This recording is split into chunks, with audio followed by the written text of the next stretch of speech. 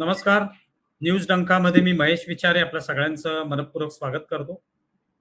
मित्रांनो, सध्या जागतिक स्तरावर आपण जे चित्र पाहतोय ते म्हणजे इराण, इस्रायल, अमेरिका हे जे युद्ध सुरू आहे, जो संघर्ष सुरू आहे, त्याची सगळीकडे चर्चा सुरू आहे आणि त्याचे वेगवेगळ्या प्रकारचे परिणाम जे आहेत ते जागतिक स्तरावर आपल्याला पाहायला मिळत आहेत. विशेषतः आर्थिक स्तरावर आपल्याला पाहायला मिळत आहेत.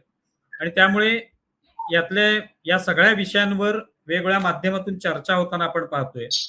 त्याचे वेगवेगळे परिणाम काय आहेत याविषयी बोललं जाते. किती काळ हे चालणार आहे याविषयी बोललं जाते. कोणत्या कोणत्या देशांवर कोणत्या कोणत्या स्वरूपाचे परिणाम होतील याविषयी बोललं जाते.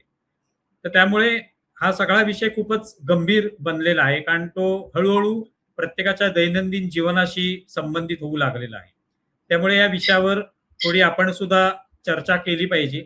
पण प्रामुख्याने आपण आज जो या व्हिडिओच्या माध्यमातून चर्चा करणार आहोत, विषय मांडणार आहोत, तो म्हणजे आपण पाहतोय की इराणशी जेव्हा संघर्ष सुरू झाला, म्हणजे इराणवर जेव्हा आक्रमण झालं, तेव्हापासून आजपर्यंत जवळपास 12-13 दिवस झालेले आहेत. अशी अपेक्षा होती की पहिल्याच दिवशी जेव्हा इराणचे प्रमुख अयातुल्ला खामेनी यांचं अंत झाला, त्याच्यामध्ये यांना मारण्यात आलं, त्यानंतर युद्ध लगेच संपेल, 1-2 दिवसातच संपून जाईल, इराण शरण येईल, अशा पद्धतीची एक अपेक्षा किंवा अंदाज व्यक्त केला जात होता. पण प्रत्यक्षात तसं झालेलं नाही. इराणने जोरदार प्रतिकार केलेला आहे आणि आपण पाहतोय वेगवेगळ्या पद्धतीने त्यांनी हा प्रतिकार सुरू ठेवलेला आहे. तर आपण या संदर्भातच आज बोलणार आहोत की इराण इतके दिवस सुद्धा का थकलेला नाही किंवा का शरण आलेलं नाही, काय नेमके कारण आहेत, काय त्यांची बलस्थानं आहेत आणि इस्रायल किंवा अमेरिका यांची कोणती अशी कमजोरी आहे, कमकुवत असे मुद्दे कोणते आहेत की ज्यामुळे ते इराणला शरण आणू शकत नाहीत. तर त्यासाठी आज आपण चर्चा करणार आहोत विनय जोशी यांच्याशी. ICRRचे विनय जोशी हे या सगळ्या विषयांवर गेली जवळपास 25 वर्ष त्यांचा अभ्यास आहे आणि त्याविषयी बोलत असतात, लिहित असतात. त्यामुळे त्यांच्याशी आपण याविषयी बोलूया. विनयजी, आपलं खूप खूप स्वागत आहे न्यूज डंकामध्ये. नमस्कार. पहिली गोष्ट म्हणजे 12-13 दिवस झालेले आहेत आणि इराण अजूनही शरण आलेलं नाही. सगळ्यांना हे आश्चर्य वाटतंय की खामेनींचा अंत करण्यात यशस्वी झाला अमेरिका, इस्रायल, पण तरी देखील इराण अजूनही लढतोय किंवा इराण प्रतिकार करतोय. तर कोणती अशी बलस्थान आहेत इराणची की ज्यामुळे तो संघर्ष करू शकतो इतके दिवस? सगळ्यात महत्वाची गोष्ट इराणच्या राजकीय आणि सैनिकी रचनेमध्ये अशी आहे की एका नेत्याच्या आधारावर इराण चालू नाही. इराणमध्ये शिया राजवट आहे, धार्मिक राजवट आहे, पण ते एक स्ट्रक्चर वेगळं आहे. गव्हर्निंग काउन्सिल, रिलिजियस काउन्सिल, ज्याचा प्रमुख आयातुल्ला खामेनी होता. त्याच्या खाली एक 100% लोकशाही प्रक्रिया आहे आणि ज्याच्या अंतर्गत इराणी संसद निवडली जाते, खासदार निवडले जातात आणि राष्ट्रपती निवडला जातो. त्यामुळे टिपिकल हुकुमशाही देशांमध्ये जे जनतेला लोकप्रतिनिधी निवडण्याचं स्वातंत्र्य नाही अशी परिस्थिती असते आणि त्यामुळे जनता एखाद्या कारणाने उठाव करून निर्माण होण्याची जी शक्यता असते ती इराणमध्ये नाही. बरं, दिसताना कसं दिसतं की अयातुल्ला खामेनीची एक धार्मिक राजवट आहे आणि ती इस्लामिक रूल लागू करण्याकरता, शरिया लागू करण्याकरता लोकांवर अत्याचार करते, महिलांवर अत्याचार करते.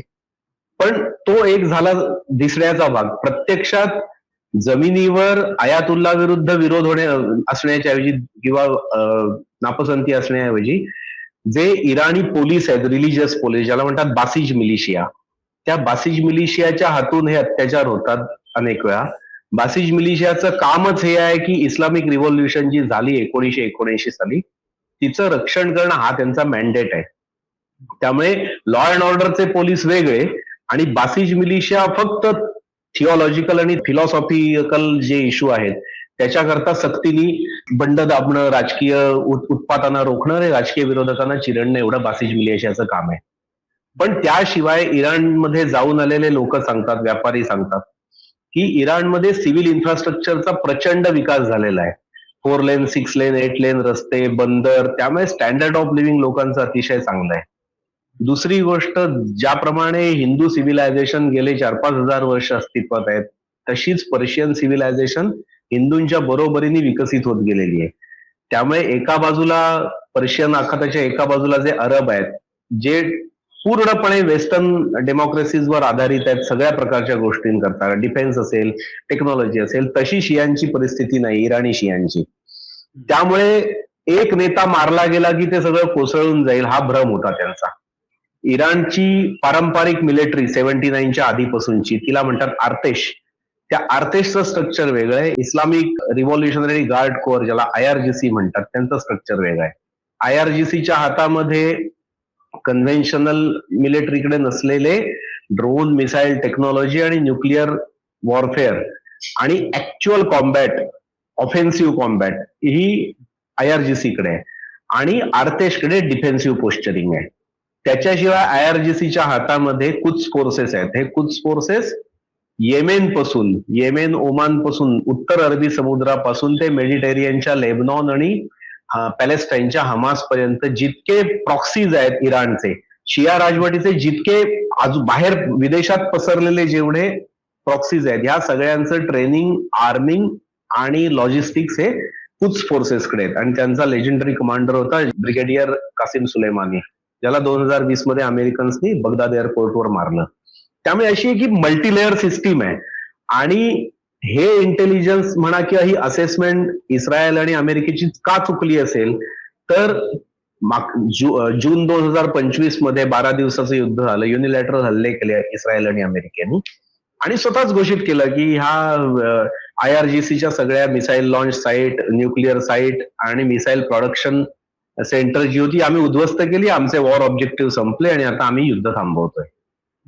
पण ही सत्यतेच्या जवळपासची सुद्धा असेसमेंट नव्हती. याचं कारण आहे की पुऱ्या इराणमध्ये 42,000 छोटी मोठी माउंटन रेंजेस आहेत, डोंगरदरे आहेत. आणि इराण 1980 ते 87 असं 7-8 वर्ष इराण आणि इराकचं युद्ध झालं. त्यात सगळ्या अमेरिका आणि वेस्टर्न डेमोक्रेसीज या सगळ्या इराक सोबत होत्या, सद्दाम हुसेन सोबत. आणि इराण हा एकटा लढत होता, त्याच्या बाजूला सोव्हिएट युनियन होतं. अशा परिस्थितीमध्ये इराणची जी मिसाईल टेक्नॉलॉजीची सुरुवात झाली तीच मुळात अंडरग्राऊंड झाली. पहिलं मिसाईल इराणचं हे अंडरग्राऊंडच असेंबल झालं. त्यामुळे आकाशातून काय वाटेल ते करा, बंबार्डिंग करा, मिसाईल स्ट्राईक करा, बंकर बुस्टर टाका. इराणच्या मिसाईल कार्यक्रमावर त्याचा काहीही परिणाम होत नाही. टनेलची तोंड बंद होतात, ती परत एक्सकेवेट केली की परत त्यांची मिसाईल साईट जी असते ती ऍक्टिव्हेट होते. म्हणजे याचं एक उदाहरण म्हणजे वॉशिंग्टन पोस्ट किंवा न्यूयॉर्क टाइम्सनी 4-5 दिवसापूर्वी एक व्हिडिओ रिलीज केला होता. पण 2025च्या 12 दिवसाच्या युद्धात ज्या टनेलवर अमेरिकन आणि इस्रायली एअर फोर्सेसनी स्ट्राईक केले आणि टनेलचं तोंड म्हणजे टनेल उद्ध्वस्त केलं आणि मिसाईल सेंटर आम्ही उद्ध्वस्त केलं असं म्हटलं, ह्या वेळी सुद्धा त्याच्यावर परत स्ट्राईक झाला आणि तरी तिथून 8 तारखेला परत मिसाईल टाकली गेली. याचा अर्थ तो इतका रेझिलियंट आणि इतका चिवट प्रोग्राम आहे की असे बाहेरून स्ट्राईक करून काय तो राजवट कोसळली आणि इराणी शिया राजवट कोसळून अमेरिकेला पाहिजे ते सत्ताधीश तिथे बसले, इतकं सोपं ते काम नाही. त्यामुळे इम्पल्सिव्हनेसच्या समोर इंटेलिजन्स असेसमेंट हरली असं मी म्हणू शकतो. पण आता हे जे तुम्ही सांगितलं ही त्यांची जी काही मिसाईलची तयारी किंवा त्या संदर्भात त्यांचा जो काही कार्यक्रम आहे तो किती सक्षम आहे किंवा किती चिवट आहे, कोणत्याही प्रतिकाराला तो सामोरा जाऊ शकतो, हे तुम्ही सांगितलं. पण आणखी अशी कोणती बलस्थान आहेत की ज्याच्यामुळे हा सगळा प्रभाव, एकूणच जागतिक प्रभाव जो आहे तो इराणच्या बाजूनेच आहे? म्हणजे जसं बाजूचे अरब राष्ट्र आहेत तर त्यांच्यावर ते आक्रमण करतायत आणि त्यामुळे कुठेतरी अमेरिका आणि यांना बॅकफुटवरच राहावं लागतं. त्याचा पहिला सगळ्यात महत्वाचा विषय आहे तो धार्मिक. अख्ख्या जगामध्ये शिया 15% आसपास आहेत आणि सुन्नी 85% आहेत. पण उत्तर अरबी समुद्र, येमेन, ओमान ते लेबनॉन आणि इकडे या बाजूला बहारीन, इराण आणि अझरबैजान, कॉकेशियस मधलं अझरबैजान, हे जे मधलं पॉकेट आहे Mediterranean, red sea, Persian gulf ह्याच्या आसपासचं, इथली शिया पॉप्युलेशन 45% आहे. म्हणजे जागतिक ऍव्हरेज 15%, त्याच्या तिप्पट शिया इथे राहतात.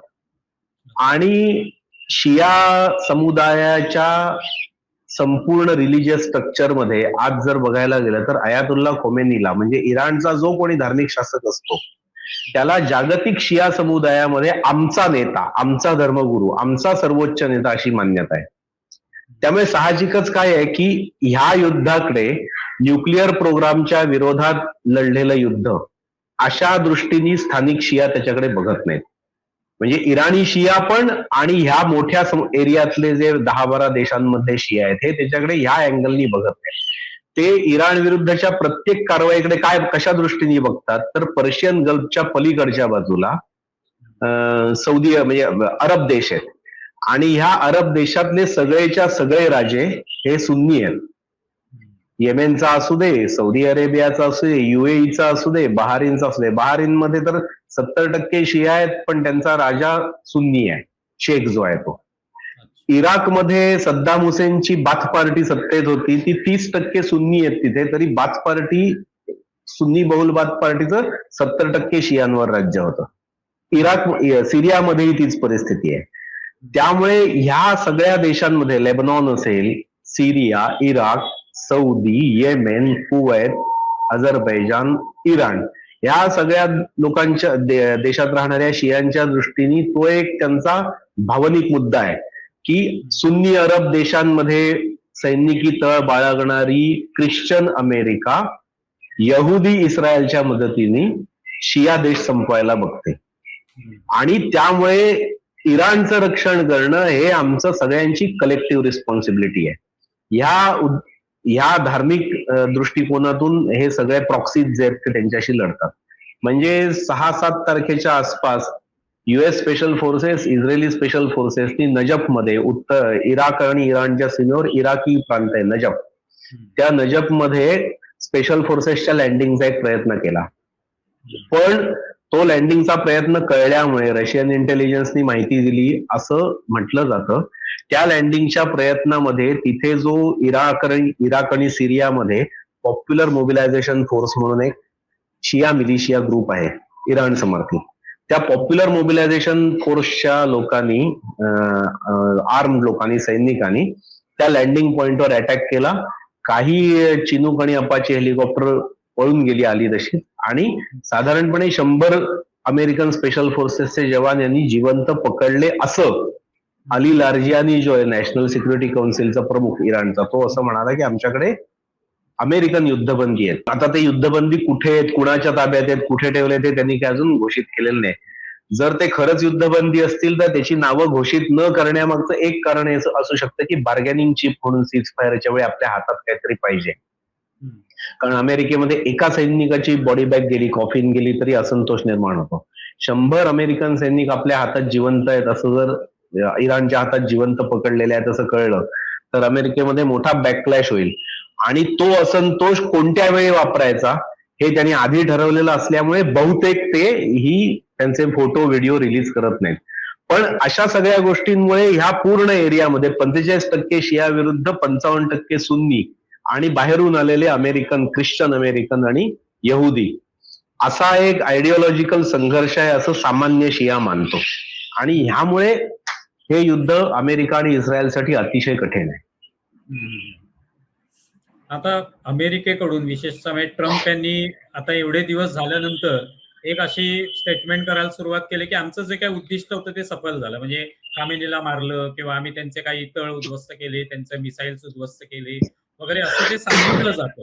म्हणजे कुठेतरी ते बॅकफुटवर आहेत, कुठेतरी इराणच्या या सगळ्या आतापर्यंतच्या प्रतिकाराला कुठेतरी नमलेले आहेत असं म्हणता येऊ शकतं. 100% अमेरिकन अर्थव्यवस्थेवर पहिल्या 7 दिवसामध्ये $12 बिलियन बोजा पडला असं पेंटागॉननी काल काँग्रेशनल ब्रीफिंगमध्ये सांगितलं. हे पहिल्या 7 दिवसाचं आहे, त्याच्या पुढे 5 दिवस झालेत, म्हणजे साधारण तेवढाच खर्च त्यानंतरही झालेला आहे. पण तो खर्च अमेरिका भले कुठनं तरी काहीतरी करून भरून काढेल. सगळ्यात मोठं नुकसान याच्यामध्ये आता जे होतंय ते अमेरिकेचे जे सुन्नी अरब अलाईज आहेत, ज्यांच्या डिफेन्स सिक्युरिटी अग्रीमेंट मध्ये अमेरिका गेले कित्येक वर्ष आहे की तुमच्या जमिनीवर आम्ही आमचे बेसेस ठेवू आणि तुमचं रक्षण करू. ते सगळे बेसेस इराणनी इतक्या दिवसात फोडून काढलेत. मिसाईल अटॅक होत आहेत, सततचे मिसाईल अटॅक होत आहेत आणि ह्याच्यामुळे अमेरिकेच्या रिलायबिलिटी आणि क्रेडिबिलिटीला प्रचंड धक्का बसलाय आणि ह्या सगळ्याचा परिणाम म्हणून अरब देशांवर होणारे सततचे हल्ले ह्यांनी अरब इन्फ्रास्ट्रक्चर आणि अरब इकॉनॉमीची पूर्ण वाट लागली आहे. दुबईच्या रिअल इस्टेटचे दर घसरत आहेत, दुबई मधल्या हाय राईज आहेत, उंच बिल्डिंग आहेत, त्याच्यावर ड्रोन अटॅक होत आहेत आणि ह्या सगळ्यामुळे अरब देशांना असं झालं यार युद्ध तुमचं इस्रायल आणि अमेरिकेचं, त्याची किंमत आम्ही का चुकवू. आणि कायमचं जिओपॉलिटिकल लिव्हरेज यांच्या हातून निघून जाईल अमेरिकेची, अशी आता शक्यता आहे. ह्या दबावामुळे ट्रम्पला आता एकतर्फी विजय घोषित करून इराणच्या बाहेर पडण्यापासून पर्याय नाही. पण अशी वदंत आहे की ट्रम्पच्या एप्स्टेन फाईल मधली काही डिटेल्स मोसादकडे आहेत आणि त्यामुळे नेतान्याहू त्याला ब्लॅकमेल करून या युद्धातून बाहेर पडू देत नाही. त्याच्याशिवाय दुसरी गोष्ट अशी की आता सगळे अमेरिकन एअर बेसेस आणि सगळं अरब इन्फ्रास्ट्रक्चर आणि खुद्द इस्रायल सुद्धा, इराक आणि सिरिया मधले अमेरिकन बेसेस सुद्धा एअर डिफेन्स मिसाईल बॅटरीचे एरोज म्हणजे एअर डिफेन्स मिसाईल संपल्यामुळे, डिप्लीट झाल्यामुळे धडाधड मिसाईल कोसळत आहेत. पाहिजे तिथे इराण अटॅक करतोय. म्हणून आता 2 दिवसापूर्वी साऊथ कोरियामधून पण एक थार्ड मिसाईल डिफेन्स बॅटरी त्यांनी डिसमॅन्टल करून इकडे आणल्याचे व्हिडिओ आणि फोटो कोरियन मीडियानी छापले होते. तर ह्या सगळ्या परिस्थितीमध्ये आपण काही करू शकत नाही. अरब देशांना रोज उठून जाळपोळ करतोय इराण. आणि आता परवा संध्याकाळी तेहरानच्या सेंट्रल बँकेवर परवा रात्री इस्रायल आणि अमेरिकेने एअर स्ट्राईक केल्यानंतर काल इराणी सैन्याच्या प्रवक्त्यांनी सांगितलं की पूर्ण गल्फ कंट्रीजमध्ये जितके अमेरिकन, युरोपियन आणि इस्रायली बँक आहेत त्या सगळ्या बँकांच्या ऑफिसेस पासून 1 किलोमीटरच्या त्रिज्येतल्या सगळ्या लोकांनी जागा खाली करा, कारण आम्ही त्यांच्यावर अटॅक करू. या परिस्थितीत दुबई मधल्या बँकांमधून पर डे $100 वर विड्रॉल करता येणार नाही अशी लिमिट घातल्याच्या पण बातम्या उठतात. अर्थात या सगळ्या अरब देशांमध्ये मीडिया सेन्सॉरशिप एवढी प्रचंड आहे. बहारींनी तर इराणच्या स्ट्राईकचे व्हिडिओ आणि नुकसानीचे व्हिडिओ फिल्म आणि पोस्ट करणाऱ्याला मृत्यूदंडाच्या शिक्षेची तरतूद केली. त्यामुळे वास्तव काय आणि अफवा काय कळत नाही. पण अतिशय भयानक अवस्था अरब देशांची झाली आहे. समुद्र मार्गाने येणारा अन्न सप्लाय, फूड सप्लाय, सगळ्या प्रकारचा दैनंदिन गरजेच्या वस्तूंचा सप्लाय आटत चाललाय आणि एअरपोर्टवर सतत होणारे ड्रोन आणि मिसाईल स्ट्राईकमुळे एरियल सप्लाय पण थांबलाय.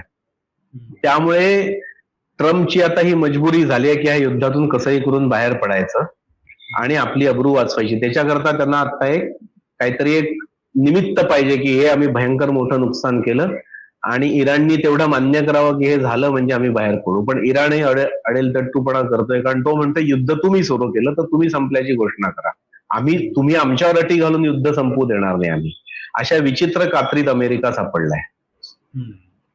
आता तुम्ही म्हणालात जसं अरब राष्ट्रांवर एक प्रकारचा दबाव आलेला आहे, तसंच दुसरीकडून लेबॅनॉन असेल किंवा हौती असतील किंवा हमास असेल, तर ह्यांचा सुद्धा पाठिंबा इराणला असतो आणि ते सुद्धा कुठेतरी या सगळ्या युद्धामध्ये आपापल्या पद्धतीने हल्ले करत असतात.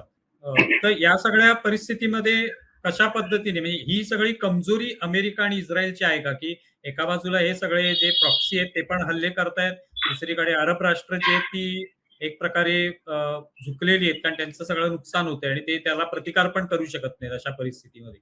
तर ही सगळी प्रामुख्याने कमजोरी बनलेली आहे का अमेरिका आणि इस्रायल? हो, ती तर आहेच. सगळ्यात पहिली गोष्ट, जसं इराणच्या मिसाईल आणि ड्रोन टेक्नॉलॉजी आणि त्यांचा टोटल कॉम्बॅट मध्ये येणारा स्टॉक किती आहे ड्रोन आणि मिसाईलचा, याचं इस्रायली आणि अमेरिकन इंटेलिजन्सचे अंदाज चुकले. तीच परिस्थिती आता येणाऱ्या रिपोर्ट प्रमाणे हिजबुल्लाच्या बाबतीत पण त्यांचे अंदाज पूर्णपणे चुकलेले आहेत. आणि हिजबुल्लाची मिसाईल आणि वेपन सिस्टीम ज्या होत्या इराणनी दिलेल्या, त्या आम्ही हमास वॉर मध्ये सगळ्या संपवून टाकल्या या भ्रमात इस्रायल राहत होतं. पण आता ज्या पद्धतीने हिजबुल्लानी फायर पॉवर ठेवली आहे, दिवसाला 200, 300 मिसाईल आणि ड्रोन ते टाकतायत इस्रायलवर. आणि तेवढंच नव्हे तर इराणहून जेव्हा मिसाईल तिथे पोहोचण्याची वेळ आहे ते डागलेलं, त्याच वेळी कोऑर्डिनेटेड अटॅक होत आहेत. याचा अर्थ इस्रायल आणि अमेरिकेच्या हल्ल्यांमध्ये इराणची सेंट्रल मिलिटरी कमांड आणि इराणी आर्म फोर्सेस आणि इराणची IRGCची एरोस्पेस कमांड यांचं कम्युनिकेशन आणि कोऑर्डिनेशन सेंटर आम्ही संपवली असं जर ते म्हणत असतात, तरीही ऍक्च्युअल मिसाईल फायर झाल्यानंतर हिजबुल्लाला हे सांगण्याची काहीतरी यंत्रणा अस्तित्वात आहे की जेव्हा बरोबर ती मिसाईल पोचतात तेव्हाच ह्यांचे बॅरेज ऑफ मिसाईल पाऊस पडतो इस्रायलवर. आणि त्यामुळे आयर्न डोम असेल किंवा डेव्हिड सॅरो असतील किंवा थार्ड मिसाईल असतील, ही सगळी मिसाईल, एअर डिफेन्स मिसाईल इतकी ओव्हरवेल्म होतात की इनकमिंग आणि काउंटरिंग अशा दोन्हीमध्ये काही मेळ बसत नाही. त्यामुळे 25%, 50% मिसाईल ऍक्च्युअल इस्रायलच्या जमिनीवर जाऊन पडतायत. आणि इन्शुरन्स कंपन्यांना जे क्लेम फाईल झाले त्यात 12,000 इमारतींचं इस्रायलमध्ये नुकसान झालं असं क्लेम मध्ये म्हटलंय. 6,000 लोक हेल्थ इन्शुरन्स वुंड रिलेटेड आणि 12,000 इमारतींचं नुकसान. अशा प्रकारचे आकडे बाहेर येतात. अर्थात मिलिटरी सेन्सॉरशिप मधून येणारे हे आकडे आहेत बाहेर. सत्य काय कळायला अजून मार्ग नाही, पण मॅसिव्ह नुकसान इस्रायलच्या जमिनीवर होत आहे.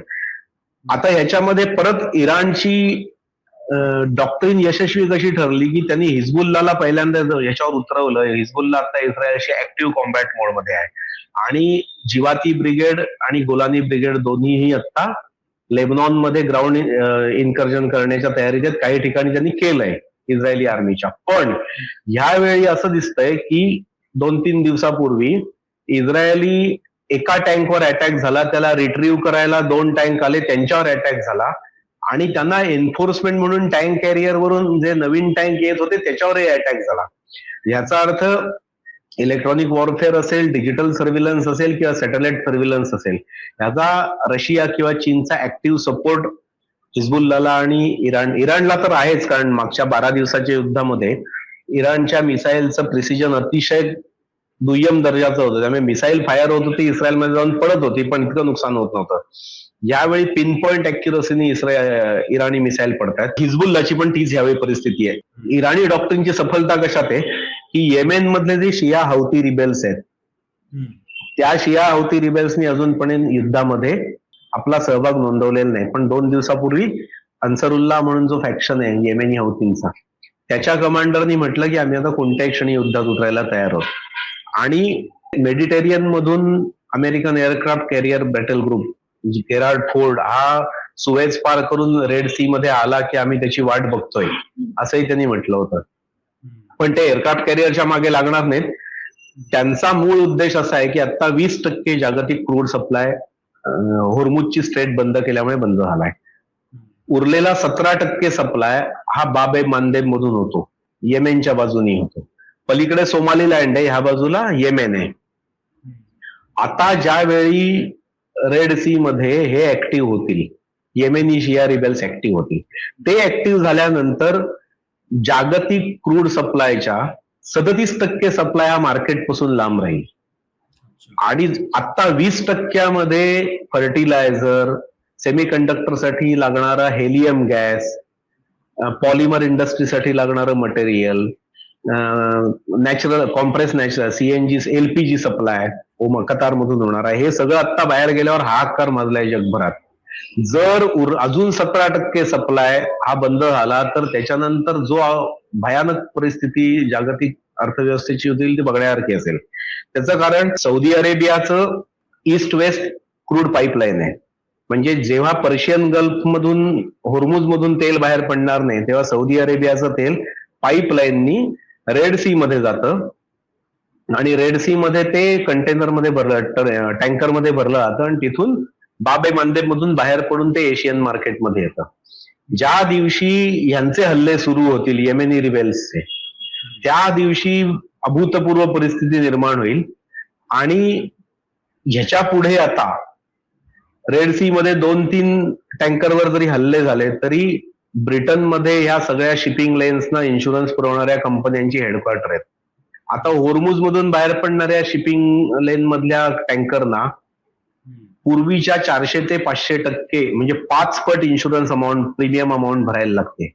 तीच परिस्थिती जेव्हा बाब ए मांदेब मधून रेड सी मधून बाहेर पडणाऱ्या जहाजांची होईल तेव्हा टँकर ट्रॅफिकही प्रचंड महागडं होईल.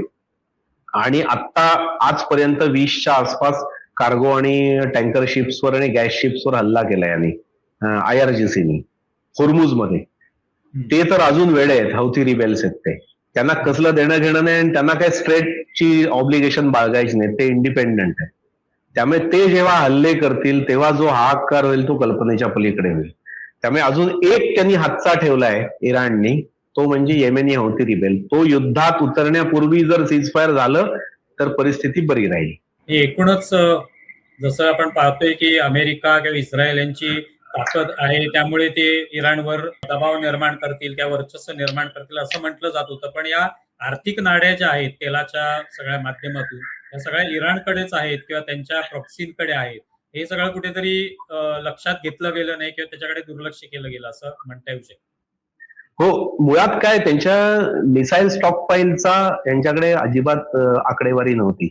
म्हणजे 7 ऑक्टोबरच्या हल्ल्यामध्ये जसं इस्रायली इंटेलिजन्सला हमासचा हल्ला कळलाच नाही, तसंच मागच्या वर्षीच्या 12 दिवसाच्या युद्धामध्ये ऍक्च्युअल आपण काय नुकसान केलंय आणि काय शिल्लक आहे याचं असेसमेंट इस्रायलकडे पण नाही आणि अमेरिकेकडे पण नाही. नेतान्याहूच्या विरोधात इस्रायलमध्ये कोर्ट केसेस चालू आहेत. त्याला आता त्याच्यापासून बचाव मिळालाय. वॉर सिच्युएशन होती, हमासची वॉर सिच्युएशन होती आधी आणि आता ही आहे. पण त्याच्यातून त्याच्या राजकीय गरजांपायी आणि ट्रम्पच्या विरोधात एप्स्टेन फाईल्स बाहेर येतील त्या राजकीय मजबुरीपायी या दोघांनी येऊन एकत्र हल्ला केला असे आरोप होत होते. पण चुकलेली इंटेलिजन्स असेसमेंट बघता हे आरोप खरे मानायला जागा आहे. कारण प्रत्यक्ष ग्राउंडवर काय परिस्थिती आहे, नेमके किती मिसाईल लॉन्च साइट्स आहेत आणि त्याच्यात नेमका किती स्टॉक पाईल आहे, हा सगळा प्रकार डिजिटल आणि टेक्निकल सर्व्हिलन्स आणि डिजिटल टेक्निकल इंटेलिजन्स मध्ये मिळत नाही. त्याच्याकरता ह्युमन इंटेलिजन्स लागतो. ह्युमन इंटेलिजन्स मिळवण्याकरता कोणत्याही प्रकारचे प्रयत्न झालेले दिसत नाहीत. जर ते झालेले असते तर ऍक्युरेट किती साईट आहेत, किती लॉन्चर्स आहेत. म्हणजे पहिल्या दिवशी यांनी म्हटलं की आम्ही त्यांचे मागच्या वेळी सगळे 12 दिवसाच्या युद्धात संपवले होते लॉन्चर आणि उरले सुरले आता संपवले. आता काही इराणकडे दुसऱ्यावर हल्ला करण्यासारखी स्थिती नाही. शिवाय आपण इराणवर एवढे मॅसिव्ह हल्ले केल्यानंतर होर्मुज बंद करू शकतं इराण, ही कल्पनाच त्यांनी डोक्यात घेतली नाही. हे आपल्यासारख्या लोकांच्या सुद्धा कल्पनेच्या पलीकडे आहे की एवढ्या 2 प्रबळ देशांनी ज्यांची इंटेलिजन्स ॲपॅरेटस खूप मोठी आणि नावाजलेली आहे, एकीकडे CIA आहे आणि दुसरीकडे मोसाद आहे, शिवाय इतके सॅटेलाइट सर्व्हिलन्स आहे, डिजिटल सर्व्हिलन्स आहे, टेक्निकल सर्व्हिलन्स आहे, एवढं असून सुद्धा अख्ख्या जगाला ओलीस ठेवण्या एवढी यांच्याकडे ताकद आहे होर्मुज बंद करून. हे यांच्या लक्षात का आलं नाही हा एक मोठा अभ्यासाचा विषय आहे आणि त्याचं अजून आपल्याला उत्तर मिळणं बाकी आहे, कदाचित कधीच मिळणार नाही. आता एक असं पण म्हटलं जाते की आता हे सगळं एवढं झालंय, एवढ्या दिवसांचा संघर्ष झालाय, आता एक म्हटलं जाते की अमेरिका हा आपले सैन्यच इथे उतरवेल आणि त्या माध्यमातून आता सगळं आणखी उद्ध्वस्त करेल इराणला आणि त्यांना गुडघ्यावर आणेल. तर त्याविषयी किती शक्यता आहे असं अमेरिका करू शकेल? आता काय ट्रम्पला जर ह्या कोणत्याही कारणाने इराणमध्ये उतरायचं असेल तर त्याला कोणी अडवू शकत नाही. पण इराणची एकंदर प्रचंड मोठा विस्तार, भौगोलिक विस्तार आणि अतिशय किचकट डोंगर रांगा आणि एवढा प्रचंड 31 प्रांत आहेत इराणमध्ये आणि त्या 31 प्रांतांमध्ये IRGCच्या 31 रिजनल कमांड आहेत. खोमेनींनी युद्ध सुरू होण्याची म्हणजे न्यूक्लिअर निगोसिएशन सुरू झाल्या या 31 रिजनल कमांड ज्या IRGCच्या आहेत यांच्या कमांडरकडे बंद लिफाफ्यात तुमचं तुम्ही ऍक्शन घ्या युद्ध स्थितीमध्ये असे ऑर्डर आधीच पास करून ठेवलेली होती, कारण माझ्यावर कधी हल्ला होऊ शकतो. त्यामुळे ते इंडिपेंडंट आहेत स्वतः वागायला. दुसरी गोष्ट, जर ग्राउंड इन्व्हॅजन करायचं ठरलं तर 3 ऑप्शन आहेत अमेरिकेकडे आणि इस्रायलकडे. एक, नजफकडून इराककडून ग्राउंड इन्व्हॅजन करायचं, कुर्द रिबेल्सना हाताशी धरायचं. पण कुर्दांबरोबर अमेरिकेने इतका भयानक विश्वासघात 2012 पासून केलाय, त्याच्या आधीही केला पण 2012-13 नंतर केलेला विश्वासघात सगळ्यात वाईट आहे की ज्या इस्लामिक स्टेटच्या विरोधात कुर्द अमेरिकन सैनिकांच्या खांद्याला खांदा लावून लढले, त्या कुर्दांना अमेरिकेने परत त्याच्या बदल्यात दिलं काय, तर इस्लामिक स्टेटचा प्रमुख जुलानी, त्या जुलानीला त्यांनी बशार अल असदला हरवून त्याच्या हातात सिरियाची सत्ता सोपवली. नंतर जुलानीनी काय केलं तर तुर्कीच्या मदतीने गेल्या वर्षी कुर्द फोर्सेसवर, पेशमर्गा युनिट्सवर हल्ले करून त्यांना मागे रेटत नेऊन 25 ते साधारण महिनाभर ऍक्शन चालली आणि त्याच्यामध्ये शेकडो कुर्द मारले गेले, प्रॉपर्टीचं नुकसान झालं. या परिस्थितीत आता नवीन कोणत्याही अमेरिकन आश्वासनावर विश्वास ठेवायला कुर्द तयार नाहीत. दुसरी गोष्ट, कुर्दांना एका बाजूला ठेवून म्हणजे त्यांचा सायलन्स विकत घेऊन की आम्ही तुमच्या विरोधात काही बरोबर काही करणार नाही पण विरोधात पण काही करणार नाही, अशा प्रकारच्या अटी मान्य करून समजा अमेरिकेला इराकमध्ये सैन्य उतरवायचं, म्हणजे इराणमध्ये उतरवण्यासाठी सैन्य इराकमध्ये उतरवून ग्राउंड इन्व्हॅजन करायचं ठरलं तर पॉप्युलर मोबिलायझेशन फोर्स सारखे 3-4 सिरियन आणि इराकी शिया मिलिशिया फॅक्शन्स आहेत, की जे day to day Qasem सुलेमानीच्या Cooch फोर्सेसच्या नेटवर्कच्या अंडर तयार झालेले आहेत आणि त्यांच्याकडे प्रचंड आर्म्स आहेत. त्यामुळे लँडिंग पासून इराणमध्ये येईपर्यंतच ते एवढी डोकेदुखी करतील अमेरिकन फोर्सेसना की तो एक पर्याय अतिशय कठीण आहे. आणि शिवाय इराणमध्ये शिरल्यानंतर अवघड डोंगर रांगांमधून तेहरानपर्यंत पोहोचवून सत्ता पलटवायची ही अशक्य कोटीतली गोष्ट आहे. त्याच्यामध्ये प्रचंड मनुष्यहानी होईल अमेरिकन आणि इस्रायली फोर्सेसची. दुसरा मार्ग राहतो सिस्तान बलुचिस्तान मधून पाकिस्तान मार्गे बलुचांना हाताशी धरून मिलिशिया आणायचे आणि त्याच्याबरोबर अमेरिकन फोर्सेस आणायचे. पण गेले 2 वर्ष बलूच स्वतंत्रतावादी संघटनांनी, Baloch liberation army, Baloch liberation front या सगळ्या लोकांनी अख्ख्या बलुचिस्तानमध्ये जो धुमाकूळ घातलाय त्या बॅकग्राऊंडवर आता अमेरिकेच्या हितासाठी पाकिस्तान आर्मी बलुचांना हाताशी धरून इराण विरुद्ध लढाई करण्याच्या स्थितीत नाही, कारण ते इकडे येण्याच्या ऐवजी जास्तीत जास्त तिकडेच धुमाकूळ घालतील. त्यामुळे तो व्हायबल पर्याय राहत नाही. तिसरा पर्याय राहतो थेट इराणमध्ये तेहरानमध्ये एअरबॉर्न डिव्हिजन उतरवायच्या पॅराट्रुपर्स. कोणी अमेरिकन जनरल म्हणाला की आम्ही 1 लाख उतरवू शकतो. सेकंड वर्ल्ड वॉर नंतर सगळ्यात मोठी एअरबॉर्न इन्व्हॅजन. पण त्याच्यामध्ये भीषण कत्तल दोन्ही बाजूनी होईल. आणि अजून एक पर्याय राहतो, इराणचं 90% क्रूड ऑइल उत्तर पर्शियन गल्फ मधल्या इराणच्या खार्ग नावाच्या बेटावरून एक्सपोर्ट होतं. त्या खार्ग बेटावर ऑइल फिलिंग टर्मिनल्स आहेत. इराणी मेनलँड वरून पाईपलाईननी खार्ग बेटांवर तेल येतं आणि तिथून ते कंटेनर टँकरमध्ये भरून होर्मुझ मधून बाहेर जातं. आता हे खार्ग बेट 25 चौरस किलोमीटर, 23 ते 25 चौरस किलोमीटरचं आहे. त्याच्यामध्ये सैन्य आणायचं झालं तर तिथे एअरबॉर्न ऑपरेशन सोपं आहे, कारण 8-8.5 हजाराची पॉप्युलेशन आहे फक्त. पण त्या काळात इराण जी फायर पॉवर वापरेल त्या बेटावर, इराण अंधाधुंद उरला सुरला सगळा मिसाईलचा स्टॉक, आर्टिलरीचा स्टॉक, ड्रोनचा स्टॉक हा सगळ्या आजूबाजूच्या अरब देशांवर पाडेल. कुवैतची नासाडी होईल, सौदीची नासाडी होईल, बहारीनची होईल, UAEची होईल, कतारची होईल. आणि शिवाय खर्ग बेटांवर उतरायचं आणि तिथून ब्रिज हेड मिळवून मेनलँड इराणमध्ये जायचं. हा पैशाकडून, अरब देशांच्या सुरक्षेकडून, अरब इन्फ्रास्ट्रक्चरचं नुकसान गृहीत धरून आणि खुद्द अमेरिकन फोर्सेसचं नुकसान गृहीत धरून अतिशय भयानक असा खर्चिक मनुष्यहानीकडून पण पैशाकडून पण होईल. त्यामुळे ग्राउंड इन्व्हॅजन करणं ही आत्ता तरी काही व्हायबल आणि परवडण्यासारखी स्थिती दिसत नाही. आता त्यांच्या पुढे अजून एक पर्याय दिसतोय, तो म्हणजे रिजिम चेंज ही होऊ शकत नाही. आता असं नेतान्याहू पण म्हणाला, it is up to people of Iran to change their rulers, we can assist them, असं तो म्हणतो की आम्ही मदत करू पण बाकी इराणी लोकांनी ठरवावं काय करायचं. अमेरिकेची भाषा पण हीच आहे की लोकांनी ठरवावं. आणि ट्रम्प तर म्हणतो आम्हाला जे मिळवायचं ते पहिल्या तासाभरातच मिळवलंय, त्यामुळे आता आम्ही बाहेर पडायला मोकळे. प्रश्न उरतो तो आता रिजिम चेंज हा विषय मागे पडला, आता होर्मुझ चालू कशी ठेवायची हा मुख्य प्रश्न डोकेदुखीचा अमेरिकेसमोर आहे. त्याच्याकरता सेंट्रल कमांड जी आहे इराण युद्धासाठी, ज्यांच्या हातात ताकद आहे ती अमेरिकन सेंटकॉम म्हणतात. सेंट्रल कमांड म्हणतं की आता होर्मुझच्या 2 बाजूला म्हणजे अरबी समुद्राच्या दिशेने आणि पर्शियन गल्फच्या दिशेने एक 7 ते 8 किलोमीटरचा पॅच लिबरेट करायचा, तिथे अमेरिकन फोर्सेस स्टेशन करायचे आणि होर्मुझ 12 महिने चालू राहील असं बघायचं. आता ह्याच्यामध्ये गंमत अशी आहे की इराणकडे नेव्ही काय फारशी नाहीये, त्यामुळे अमेरिकन फोर्सेसना लँडिंग मध्ये काही नुकसान होण्याचं कारण नाही.